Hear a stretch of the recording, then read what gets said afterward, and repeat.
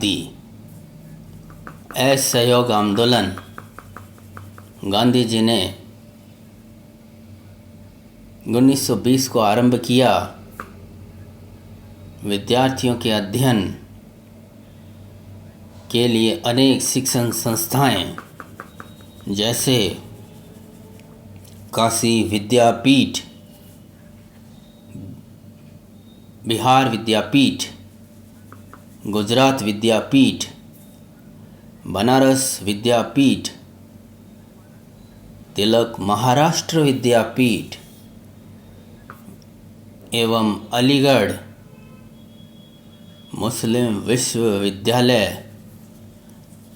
आदि स्थापित किए गए। उस समय ये विश्वविद्यालय स्थापित किए गए। वकालत का बहिष्कार करने वाले वकीलों में प्रमुख थे बंगाल के देश बंधु चित्तरंजन दास, उत्तर प्रदेश के मोतीलाल पटेल एवं जवाहरलाल नेहरू, गुजरात के विठल भाई पटेल एवं वल्लभ भाई पटेल, बिहार के राजेंद्र प्रसाद, मद्रास के चक्रवर्ती राजगोपालाचार्य एवं दिल्ली के आसफ अली आदि। मुस्लिम नेताओं में असहयोग आंदोलन में सर्वाधिक योगदान देने वाले नेताओं के नाम थे doctor Ansari,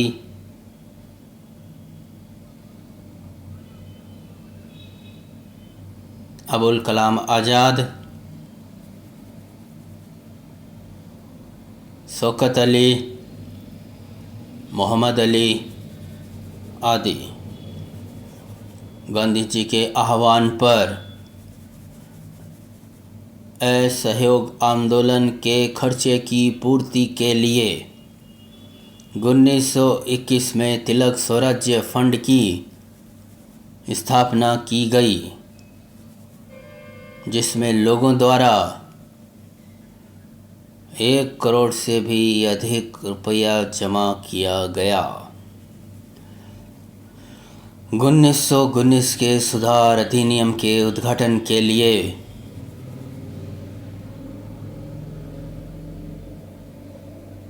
Duke of Kannauj के भारत आने पर विरोध एवं बहिष्कार किया गया।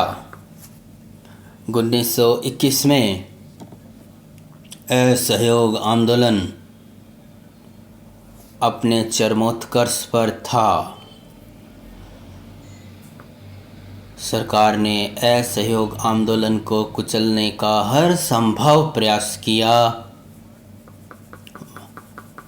मार्च 1921 को ननकाना के गुरुद्वारे में, जहां पर शांतिपूर्ण ढंग से सभा का आयोजन किया जा रहा था, सभा पर सैनिकों पर गोली चलाने के कारण करीब 70 जानें चली गईं। 1921 में लॉर्ड रीडिंग के भारत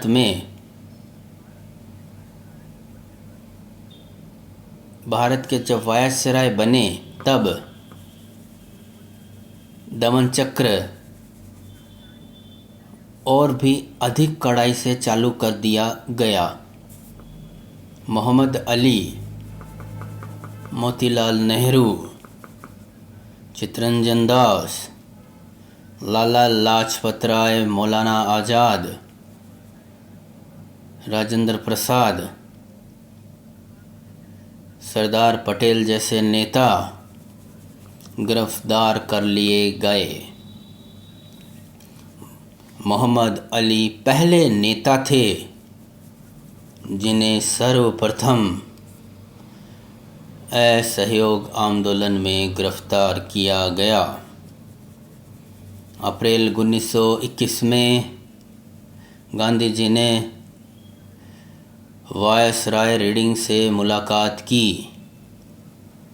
नवंबर 1921 में प्रिंस ऑफ वेल्स के भारत आगमन पर उन्हें सर्वत्र काले झंडे दिखाकर उनका स्वागत किया गया।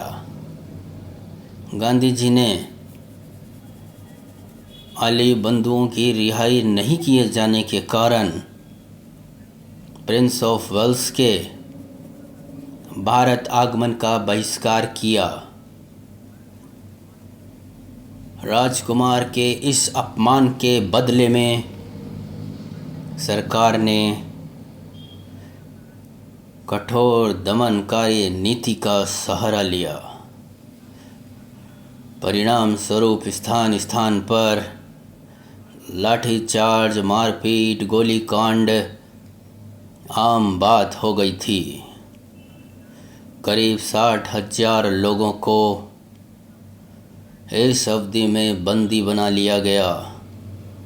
इसी बीच दिसंबर 1921 में अहमदाबाद में कांग्रेस का अधिवेशन हुआ। यहाँ पर असहयोग आंदोलन को तीव्र करने एवं सविनय अवज्ञा आंदोलन चलाने की योजना बनाई गई। इसी बीच 5 फरवरी 1922 को, ये काफ़ी इम्पोर्टेंट चीज़ है, 5 फरवरी 1922 को देवरिया ज़िले के चौरी चौरा नामक स्थान पर पुलिस ने जबरन एक शांतिपूर्ण जुलूस को रोकना चाहा। फलस्वरूप जनता ने क्रोध में आकर थाने को आग लगा दी। इसमें एक थानेदार एवं 21 सिपाहियों की मृत्यु हो गई। इस घटना से गांधी जी स्तब्ध हो गए। 12 फरवरी 1922 को गांधी जी ने असहयोग आंदोलन को स्थगित कर दिया और अब उन्होंने राजनीतिक रचनात्मक कार्यों पर जोर दिया। असहयोग आंदोलन के स्थान पर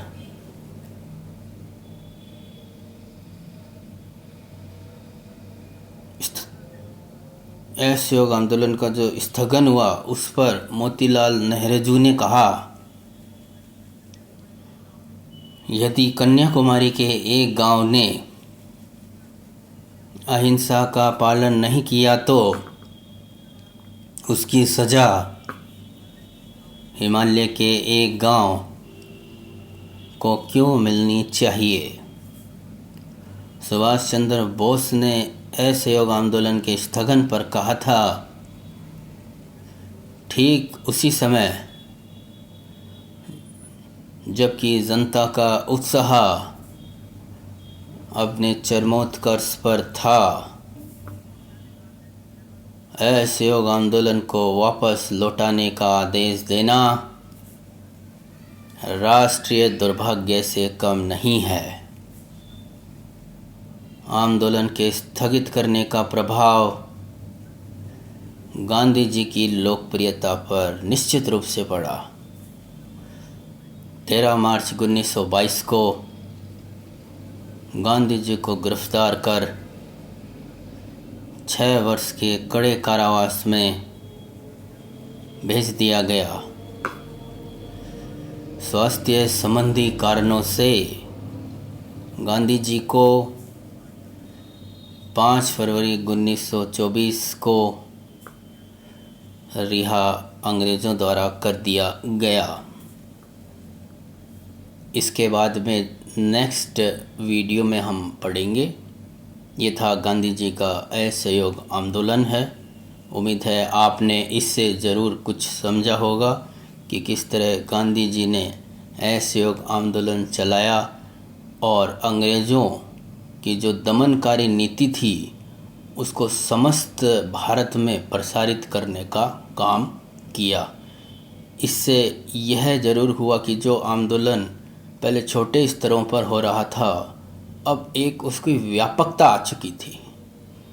तो ये था गांधी जी का असहयोग आंदोलन।